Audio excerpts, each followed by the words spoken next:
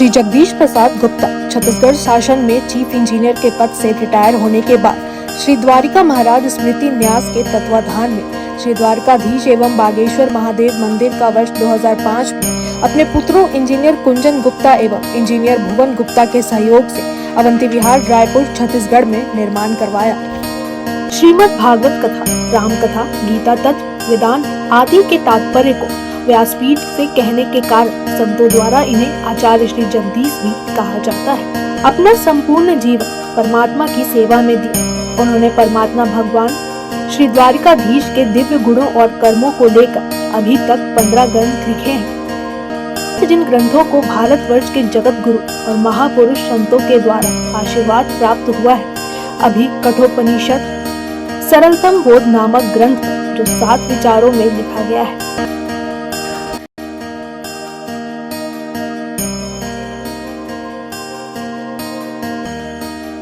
तो आपको आश्चर्य करने की आवश्यकता नहीं है कि इसकी कैसा लड़का है या ये कैसी लड़की है या कैसा आदमी है, कैसा पति है, कैसी पत्नी। नहीं, आपने जैसा किया है उसको लाइए निगाह में। जो आपके ध्यान में नहीं आता है वो किसी के ध्यान में नहीं आता है।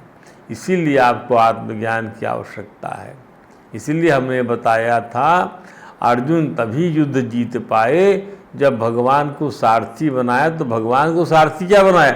वेदांत के ज्ञान को सारथी बना लिया। और क्या पूछना है, आत्मज्ञान जहाँ मिला, जहाँ स्थित प्रज्ञता आई, जहाँ ठाकुर के चरणों का कृपा प्रसाद मिल गया, सब समझ में आने लगा कि कौन कैसे मरेगा।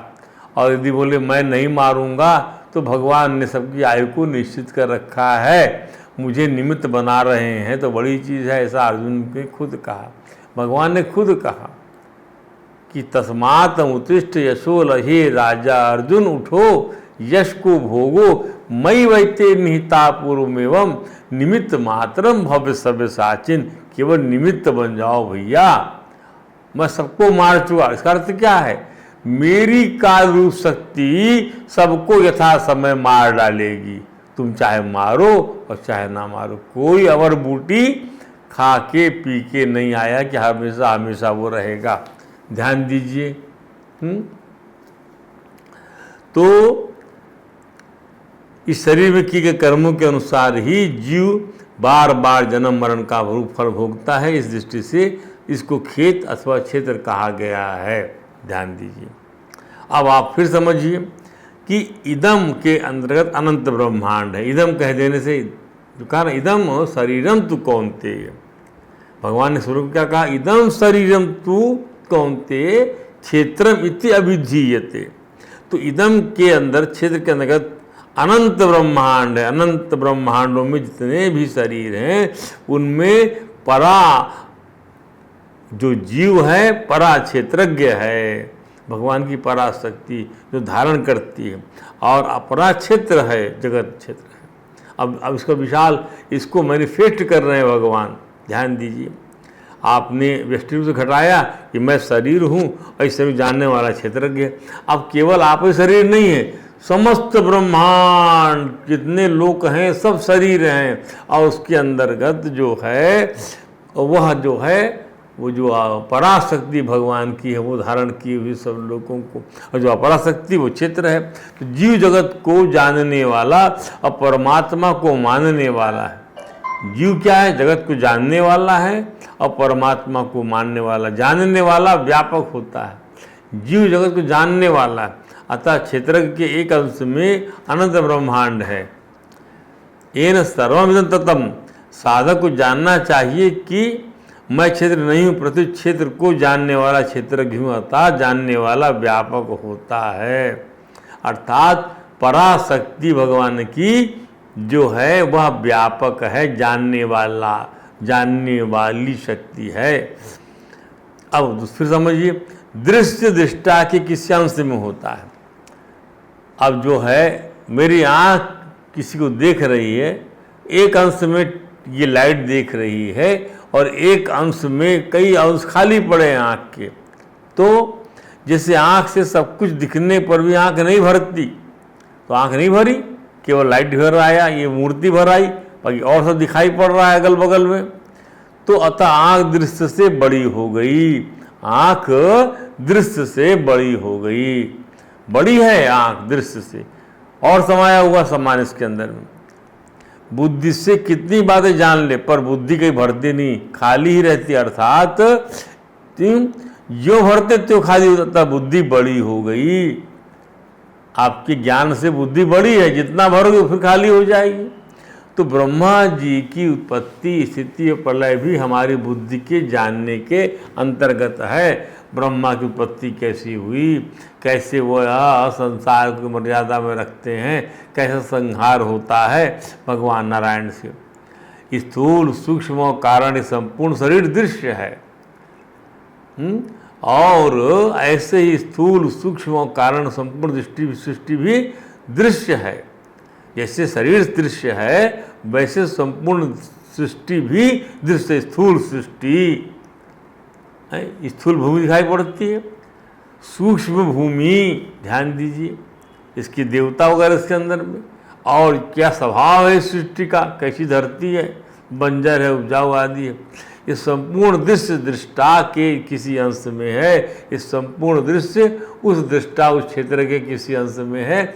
एग्जैक्टली सिमिलरली एज जैसे दृश्य से आँख बड़ी है, जैसे जानकारी से बुद्धि बड़ी है, जितना भरोगे फिर भी खाली रहेगी, उसी प्रकार से दृश्य से दृष्टा बड़ा है, दृश्य दृष्टा के किसी अंश में है।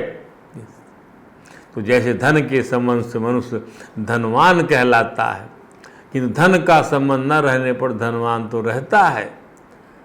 धन के संबंध से ना आप कोई धनवान, भैया बड़े पैसे वाले हो, अब धन नहीं रह गया, पैसा नहीं रह गया, फिर भी आप तो रह गए, अरे बड़ा पैसे वाला था, अरे बड़ा धनवान आदमी था। धनवान संज्ञा तो आपने बटोर लिया, उसकी संज्ञा धनवान नहीं रहती।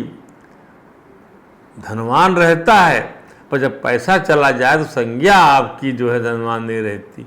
तो जो संज्ञा मिलती है वो पैसे से मिलती है, जो कुर्सी मिलती है आपको वो आपकी पदवी से मिलती है। पदवी चली जाने पर भी आप तो रहते हो ना। ऐसे ही क्षेत्र के संबंध से स्वयं क्षेत्र कहलाता है, किंतु क्षेत्र का संबंध न रहने पर भी क्षेत्र तो रहता है। अब शरीर चला गया, क्षेत्र रहेगा, धन चला गया पर आप रहोगे। जिसको धनवान कहा गया था वो रहेगा, धन नहीं है, धन की वजह से जो टाइटल मिलता था वो नहीं था, वो चला गया। पदवी की वजह से टाइटल मिलता तो वो चला गया, पर व्यक्ति है। उसी प्रकार से क्षेत्र चला गया परंतु क्षेत्रज्ञ है। उसकी क्षेत्र संज्ञा नहीं रहती। क्षेत्र तो रहता है पर उसकी क्षेत्र संज्ञा नहीं रहती। इस क्षेत्र का संबंध न रहने पर क्षेत्र तो रहता है पर उसकी क्षेत्र संज्ञा किसकी नहीं रहती, शरीर न रहने से क्षेत्रज्ञ। अब क्षेत्रज्ञ रहता है पर संज्ञा उस क्षेत्रज्ञ नहीं, क्योंकि क्षेत्र में नहीं है वो, ध्यान दीजिए। क्षेत्र की क्षेत्र क्षर के संबंध से अक्षर है, शरीर के संबंध से शरीरी है, दृश्य के संबंध से दृष्टा है, साक्ष्य के संबंध से साक्षी है, और करण के संबंध से कर्ता कहा जाता है। वास्तव में उस तत्व का कोई नाम नहीं, कि वह केवल अनुभव रूप है। तो वो क्षेत्रज्ञ अनुभव रूप रहता है। क्षेत्र चला गया पर क्षेत्रज्ञ है, अनुभव रूप में है। ध्यान दीजिए, साक्षी के रूप में वही साक्षी है, दृश्य के रूप में वही दृष्टा है, शरीर के संबंध से वही शरीरी है, अक्षर के संबंध से वही अक्षर है, अक्षर के संबंध से वही क्षेत्रज्ञ है। ध्यान दीजिए, आत्मज्ञान के लिए उक्त विवेचना आवश्यक है। अब संपूर्ण क्षेत्रों में क्षेत्रज्ञ कौन है, यह प्रश्न खड़ा होता है। भगवान श्री कृष्ण ने कहा कि मैं ही हूँ वो क्षेत्रज्ञ। क्षेत्रज्ञम चापि मां विद्धि सर्वक्षेत्रेषु भारत। क्षेत्र क्षेत्रज्ञयोर ज्ञानम यत्तद् ज्ञानम मतम मतामम। हे अर्जुन, हे राजा अर्जुन, संपूर्ण क्षेत्रों में क्षेत्रज्ञ मुझे ही समझ, और क्षेत्र क्षेत्रज्ञ का जो ज्ञान है वही मेरे मत में ज्ञान है। इसकी व्याख्या समझिए, इसकी विवेचना से समझिए कि संपूर्ण क्षेत्रों या शरीरों में मैं हूँ, ऐसा जो अहम भाव है उसमें मैं तो क्षेत्र है, मैं तो क्षेत्र है, और जो हूँ माने मैं पने का ज्ञाता होने से क्षेत्रज्ञ है। हूँ जो है वह क्षेत्र का बोध करा रहा है, मैं क्षेत्रज्ञ, मैं क्षेत्र का बोध करा रहा है, और हूँ क्षेत्रज्ञ का बोध कर, मैं हूँ, मैं शरीर हूँ क्षेत्रज्ञ। तो मैं का संबंध होने से ही हूँ है। अगर मैं का संबंध ना रहे तो हूँ नहीं रहेगा, प्रत्युत है रहेगा। मैं का संबंध होने से क्या रहेगा? हूँ नहीं रहेगा, है रहेगा। कारण कि है ही मैं के साथ संबंध होने से हूँ कहा जाता है। अब क्या मतलब हुआ इसका? मैं का संबंध होने से ही हूँ है। अगर मैं का संबंध ना रहे, माने शरीर ना रहे, तो हूँ नहीं रहेगा। शरीर के संदर्भ में ही हूँ है, ही हूँ बन जाता है, दिस बॉडी। अब ये बॉडी जो है मैं वह है क्षेत्रज्ञ, तो मैं हूँ, समझे ना। अदरवाइज जैसे हूँ निकला वहाँ से तो this is the body dead, ऐसा बोलेंगे आप, तो यह बोलना शुरू कर देंगे। तो मैं के साथ संबंध होने से हूँ का, अतः वास्तव में क्षेत्रज्ञ ही की परमात्मा के साथ एकता है। क्षेत्र माने हूँ की परमात्मा माने है, दिस इज है के साथ एकता है। इसलिए संपूर्ण क्षेत्रों में मेरे को ही क्षेत्रज्ञ समझ, ऐसा भगवान का आशय है। तो परमात्मा का ज्ञान उनसे अभिन्न होने से होता है। परमात्मा का ज्ञान कैसे होगा? परमात्मा से अभिन्नता रखने पर ही ज्ञान होगा आपको। यदि आपने उनसे अपने आप को अलग समझा तो आपको ज्ञान नहीं हो रहा है, आप अपनी सत्ता बनाए हुए हो और परमात्मा को आप जो है जोड़े हुए हो। ऐसा नहीं होता। परमात्मा का ज्ञान परमात्मा के साथ अभिन्न होने से होता है। इसको लिख लीजिए कागज में।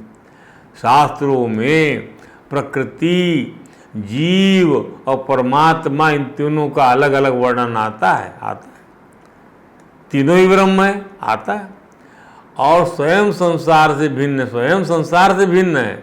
स्वयं माने आत्मा, आप स्वयं, आपका स्वरूप संसार से भिन्न है और परमात्मा से भिन्न है। इसलिए यह नियम है कि संसार का ज्ञान तभी होता है जब उससे सर्वथा भिन्नता का अनुभव किया जाए। क्या समझ में आया? स्वयं संसार से भिन्न है, इसलिए संसार का ज्ञान तभी होगा जब आप स्वयं को संसार से भिन्न समझोगे। क्यों? कि स्वयं हम संसार से भिन्न हैं, हम शरीर से भिन्न हैं। इसलिए तात्पर्य यह है कि संसार से राग रहित होकर ही संसार के वास्तविक स्वरूप को जाना जा सकता है। इसलिए परमात्मा का यथार्थ ज्ञान प्राप्त करने के लिए भगवान क्षेत्रज्ञ के साथ अपनी अभिन्नता बता रहे हैं। इस अभिन्नता को यथार्थ रूप से जानने पर परमात्मा का वास्तविक ज्ञान हो जाता है। अब रह गया क्षेत्रज्ञ यो ज्ञानम। क्षेत्र का जो ज्ञान है, क्षेत्र माने शरीर की संपूर्ण संसार का एकता है और क्षेत्र की परमात्मा के साथ एकता है। ऐसा क्षेत्रज्ञ और क्षेत्र का ज्ञान ही यथार्थ ज्ञान है।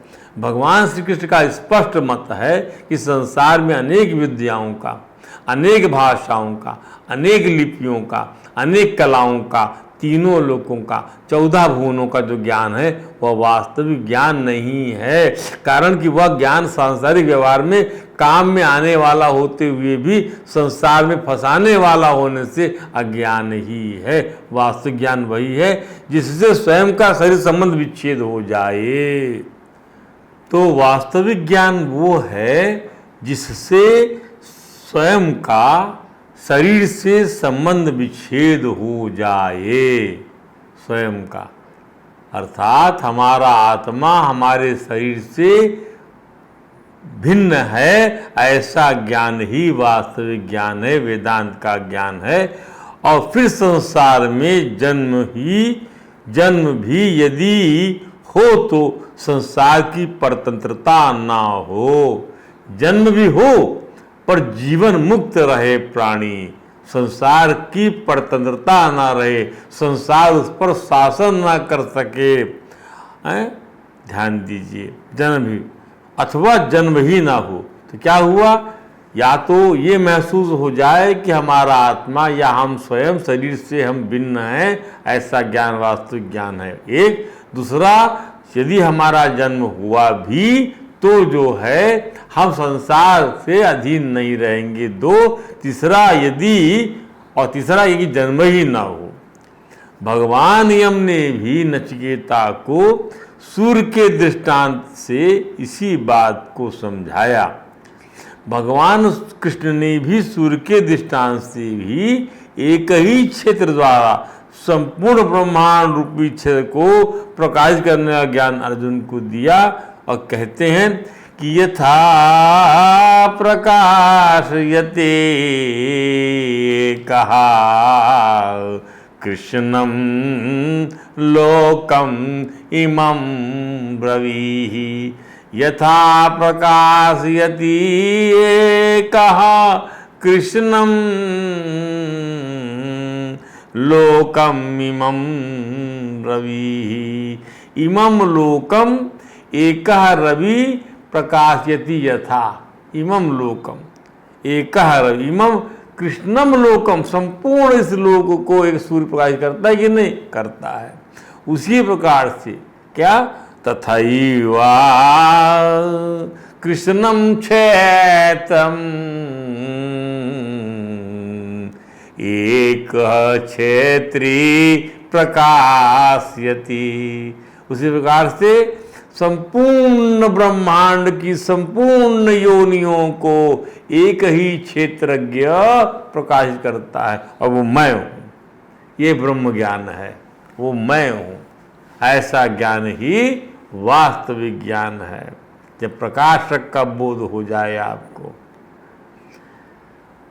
तो इसको और समझाने के लिए बातचीत चलेगी। हम सभी जानते हैं कि आँखों से दिखने वाले इस संपूर्ण संसार को, संसार के समस्त पदार्थों को एक ही सूर्य प्रकाशित करता है, और संसार की सब क्रियाएं सूर्य के प्रकाश के अंतर्गत होती हैं। परंतु सूर्य ही मैं सबको प्रकाशित करता हूँ, ऐसा कर्तृत्व नहीं रहे। ये खास बात है। सूर्य में ये भाव ही नहीं है कि मैं सबको प्रकाशित करता हूँ। तो जैसे सूर्य के प्रकाश में ही ब्राह्मण वेद पाठ करता है और शिकारी पशुओं को मारता है, परंतु सूर्य का प्रकाश वेद पाठ और शिकार रूपी क्रियाओं को करवाने में कारण नहीं बनता। प्रकाश की सत्ता इससे अलग है। ध्यान दीजिए, प्रकाश की सत्ता इस क्रिया से प्रभावित नहीं है। यहाँ लोक शब्द जो आया है इस श्लोक में, भगवान कृष्ण के श्लोक में, कि कृष्णम लोकम, तो यह लोक शब्द मात्र संसार का वाचक है। मात्र संसार, 14 भुवनों का मात्र संसार, जो कुछ भी चंद्रमा, तारे, अग्नि, बणी, जड़ी बूटी आदि में जो प्रकाश है वह सब सूर्य का ही है। सूर्य की तरह एक ही क्षेत्री अर्थात क्षेत्रज्ञ अथवा आत्मा संपूर्ण क्षेत्रों को प्रभावित करता है, अर्थात सब क्षेत्रों में करना करवाना रूप संपूर्ण क्रियाएं क्षेत्रीय के प्रकाश में ही होती हैं। परंतु सब क्षेत्रों में शरीर जितना भी काम करता है, हर किसी का, प्राणी का, उसमें जितनी क्रियाएं होती हैं वह आत्मा के चेतना की वजह से होती है, और चेतना जो है उस संपूर्ण क्रियाओं से अप्रभावित रहती है। ध्यान दीजिए, इंद्रियों को जो करना करती हैं, इंद्रियों को जो करना वो करें, केवल चेतना का काम है, उसको प्रकाश देता है। ध्यान दीजिए, तो भगवान यम ने भी इसी प्रकार से आत्मा संपूर्ण क्रियाओं को करवाने में कारण नहीं बनता। गुणेषु गुणेषु वर्तन्ते इति धारयन्, गुणों में वर्त रहे हैं। प्रकृत्या एव कर्माणि क्रियामाणि सर्वशः, प्रकृति के द्वारा सब कार्य हो रहे हैं चेतना की सत्ता से। भगवान यम ने भी नचिकेता को यही समझाया कि आत्मज्ञानी बनने के लिए सूर्य के दृष्टांत से आत्मा की सर्वव्यापकता को समझना होगा, आत्मा की निर्लेपता को समझना होगा सूर्य के दृष्टांत से। 14 भुवनों को देखने योग्य बनाता है सूर्य, उसी प्रकार संपूर्ण क्षेत्र को, संपूर्ण ब्रह्मांड को ज्ञान क्षेत्र से समझने योग्य बनाता है आत्मा। परंतु जैसे सूर्य की किरणें आँख की बाह्य बीमारियों से प्रभावित नहीं होती, उसी प्रकार आत्मा में भी संसार का सुख दुख नहीं व्यापता, वह उससे सर्वथा निर्लिप्त है। आत्मा सदा ही ज्यों का त्यों निर्भर रहता है। जैसे संपूर्ण संसार को प्रकाशित करने पर भी सूर्य में सबको प्रकाशित करने का अभिमान नहीं आता, उसी तरह तरह तरह की क्रियाओं को प्रकाशित करने पर भी सूर्य में नाना भेद नहीं आता। तरह तरह क्रियाओं को सूर्य प्रकाशित करता है, परंतु सूर्य में नाना भेद नहीं आता। ऐसे ही संपूर्ण क्षेत्रों को प्रकाशित करने पर, संपूर्ण योनियों को चेतना देने पर, उनको सत्ता स्फूर्ति देने पर भी क्षेत्रज्ञ को अभिमान या कर्तृत्व बोध नहीं आता, और तरह तरह की क्रियाओं को प्रकाशित करने पर भी क्षेत्रज्ञ में नाना भेद नहीं आता। चाहे वह कीड़े की क्रिया को प्रकाशित करे, चाहे वह पशु की क्रिया को प्रकाशित करे, चाहे वह मनुष्य की क्रिया को प्रकाशित करे, वह क्षेत्रज्ञ अथवा आत्मा ज्यों का त्यों निर्लिप्त असंग रहता है। ऐसा ज्ञान होना चाहिए। व्यष्टि परक नहीं सोचना है, आपको समष्टि परक सोचने से समझ में आएगा। आत्मा संपूर्ण क्रियाओं, वस्तुओं और प्रतीतियों का आश्रय और प्रकाशक है। कोई भी क्रिया तथा वस्तु बिना आश्रय के नहीं होती, और कोई भी प्रतीति बिना ज्ञान के नहीं होती। आत्मा क्षेत्रज्ञ संपूर्ण क्रियाओं, वस्तुओं और प्रतीतियों का आश्रय व प्रकाशक है। अब थोड़ा विशिष्ट रूप से समझना चाहिए इसको। जैसे सूर्य संपूर्ण दृश्यमान जगत को प्रकाशित करता है, हाँ करता है, और उसके प्रकाश में संपूर्ण शुभ अशुभ क्रियाएं होती हैं, हाँ होती हैं, पर सूर्य उन क्रियाओं का न तो कर्ता बनता है और ना ही भोक्ता बनता है। ठीक है, ऐसे ही आत्मा संपूर्ण लोकों के सब शरीरों को प्रकाशित करता है, अर्थात उनको सत्ता स्फूर्ति देता है, पर वास्तव में स्वयं न तो कुछ करता है न लिप्त ही होता है, अर्थात उसमें न कर्तृत्व आता है न भोक्तृत्व आता है। तात्पर्य यह है कि स्वयं में प्रकाशत्व का अभिमान नहीं है। और सुनिए, करने की जिम्मेदारी उसी पर होती है जो कुछ कर सकता है। जैसे पुरुष बिना प्रकृति की सहायता कुछ नहीं कर सकता, अतः पुरुष पर कुछ करने की जिम्मेदारी हो ही नहीं सकती। जिम्मेदारी उसी पर होती है जो कुछ कर सकता है। अब पुरुष क्या है? वह अक्रिय है, प्रकृति कार्य करती, तो सब जवाबदारी प्रकृति पर हो जाती है। ध्यान दीजिए और समझिए। कोई चित्रकार कितना ही चतुर क्यों ना हो, वह बिना रंग ब्रश आदि सामानों के पेंटिंग नहीं कर सकता। उसी प्रकार शरीर के बिना पुरुष कुछ भी नहीं कर सकता, इसलिए कुछ न कुछ करने में ही शरीर का उपयोग है। अगर हम कुछ भी न करना चाहें तो शरीर का क्या उपयोग है? कुछ भी उपयोग नहीं है। अगर हम कुछ भी देखना न चाहें तो आंखें हमारे क्या काम आएंगी? कुछ भी सुनना न चाहें तो कान हमारे सुर क्रिया करने में इस शरीर का काम आता है। चिंतन ध्यान करने में शरीर काम आता है। स्थिरता समाधि में कान शरीर काम आता है। अगर कुछ करना करें तो तीनों शरीर हमारे क्या काम आए?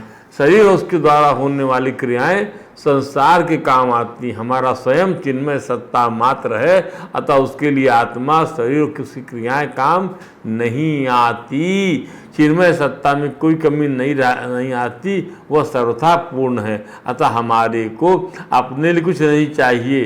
चिन्मय सत्ता के सिवा दूसरा कोई है ही नहीं, क्योंकि सत्ता एक ही हो सकती है, दो हो सकती ही नहीं। अतः हमारे को किसी साथी की जरूरत नहीं है। इस प्रकार न तो क्रिया के साथ संबंध हो कि हम कर्ता बन जाएं, न अपराध उसके साथ संबंध हो और न प्राप्त वस्तु के साथ संबंध हो, एकता हो, तो प्रकृति के साथ तादाद में नहीं होगा। फिर समझिए, यदि क्रिया के साथ हमारा संबंध नहीं है तो हम क्या है, हमारे कर्तापन का भाव नहीं आएगा। क्रिया के साथ हमारा संबंध नहीं है,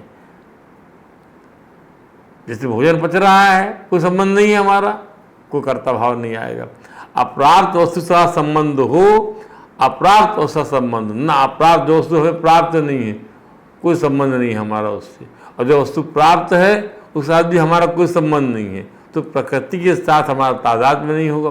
प्रकृति से तादाद में ना रहने पर प्रकृति में क्रिया तो रहेगी, क्रिया रहेगी, पर कर्ता भोक्ता कोई नहीं रहेगा। यही अभिप्राय हमारे को यमराज ने कहा क्या कि सूर्यो यथा एको भुवनस्य सर्वलोकस्य चक्षु न लिप्यते चक्षुषई बाह्य दोषई है।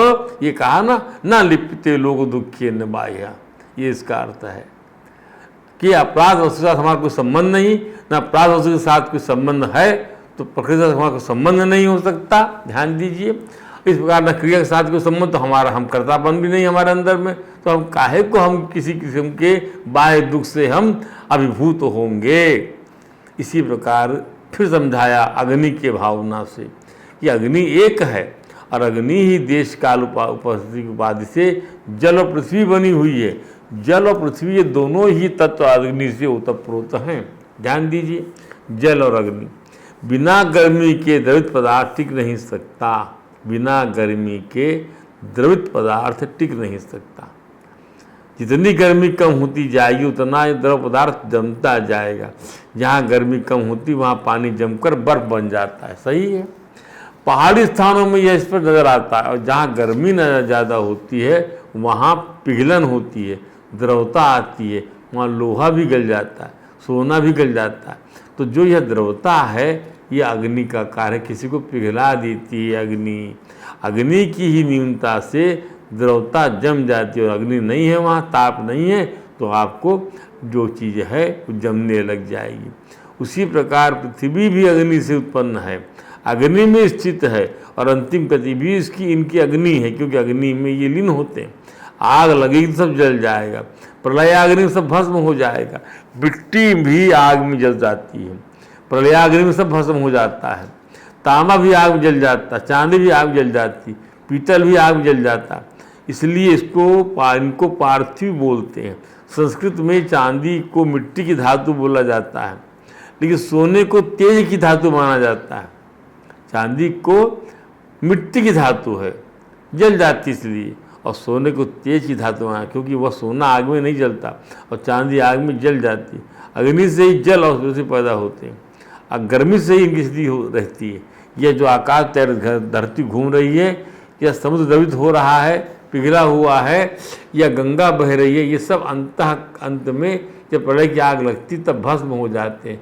हम सब जानते हैं कि समुद्र में भी आग लगती है, जिससे बड़वानल बोला जाता है।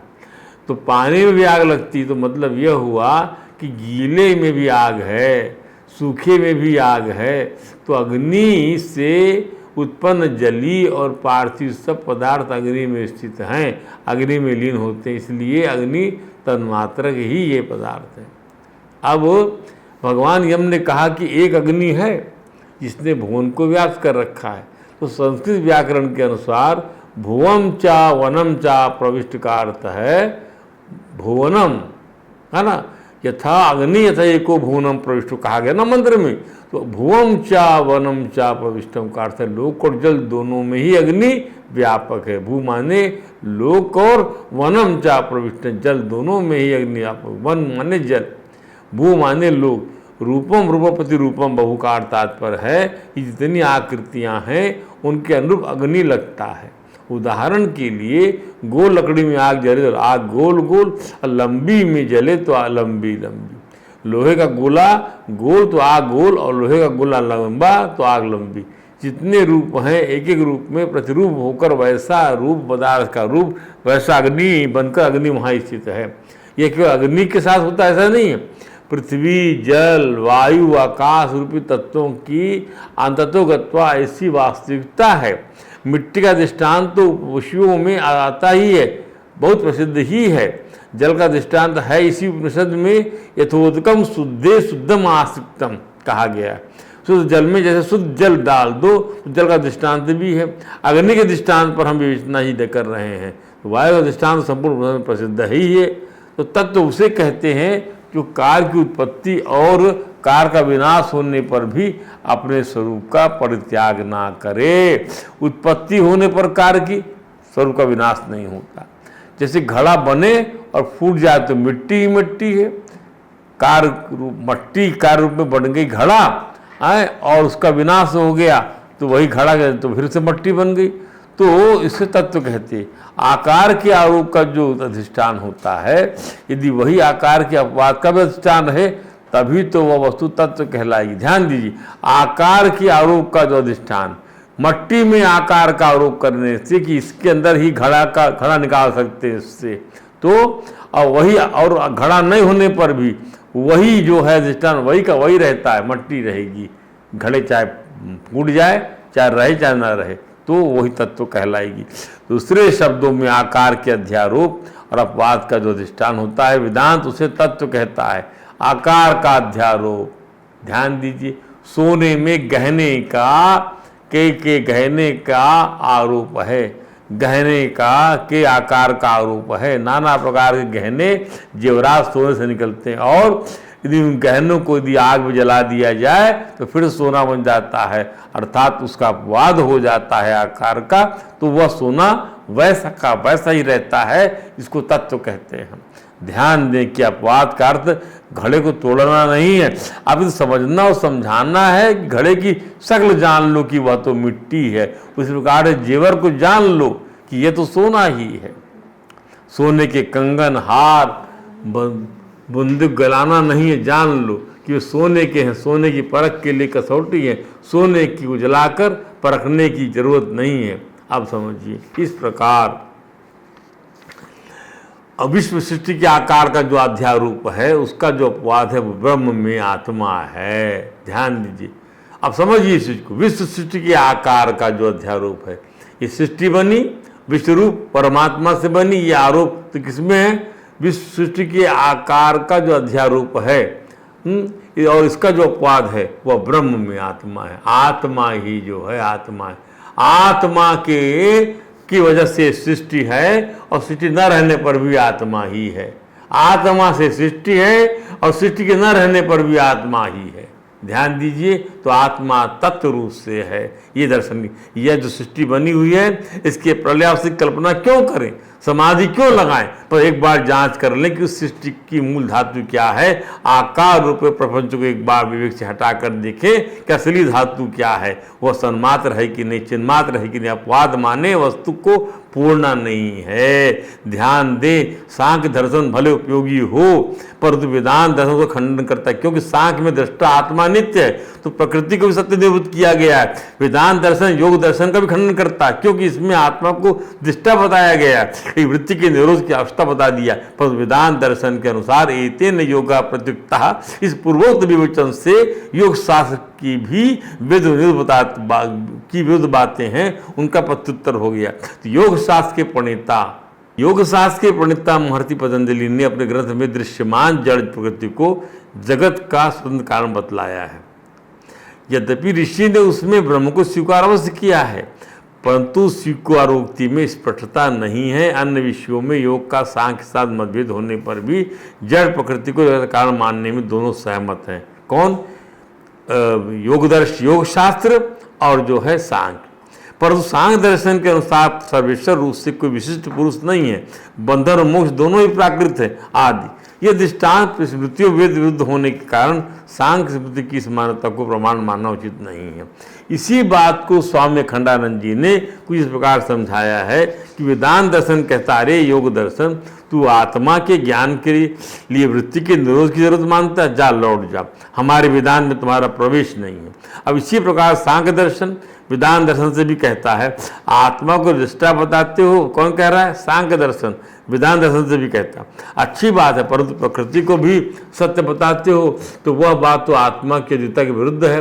अब इसको विपर्य प्रकार समझते मान लो कि आत्मा अद्वितीय नहीं है, तब तो वो प्रकृति पर चढ़कर बैठेगा, और फिर कभी जाकर एक्सीडेंट करेगा।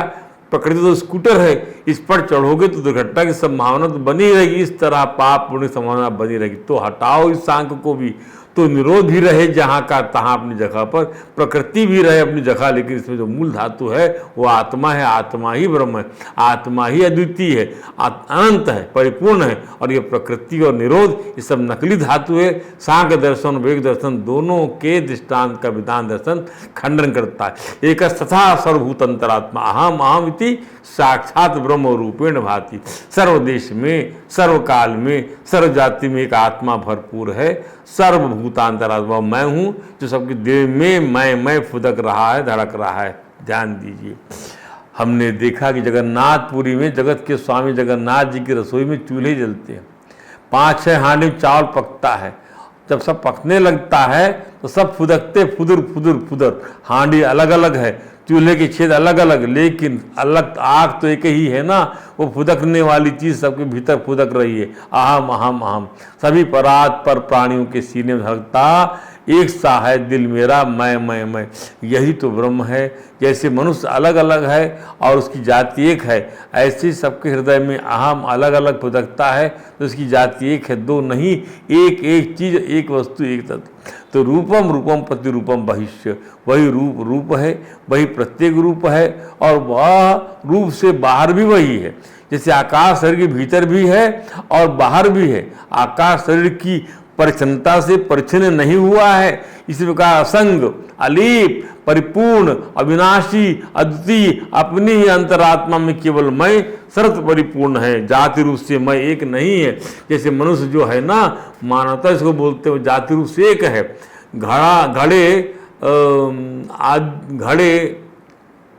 घड़े अनेक हैं, उसमें घड़त्व रूप जाति एक है। गाय जो है उसमें गोस्वरूप जाति एक है, पर आत्मा का एकत्व है और जाति रूप एकत्व नहीं है, तत्व रूप एकत्व है, क्योंकि वह इसके बाहर भी है और भीतर भी परिपूर्ण है। आज अचर है, कल चर न हो जाए, ऐसा कोई पदार्थ सृष्टि में नहीं है। इसलिए सर्वभूत अंतरात्मा जो है वह एक है। ध्यान दीजिए, इसको हम फिर कल समझाएंगे, आज यहीं पर रखते हैं। हरे राम राम राम हरे हरे, हरे कृष्ण कृष्ण कृष्ण हरे हरे।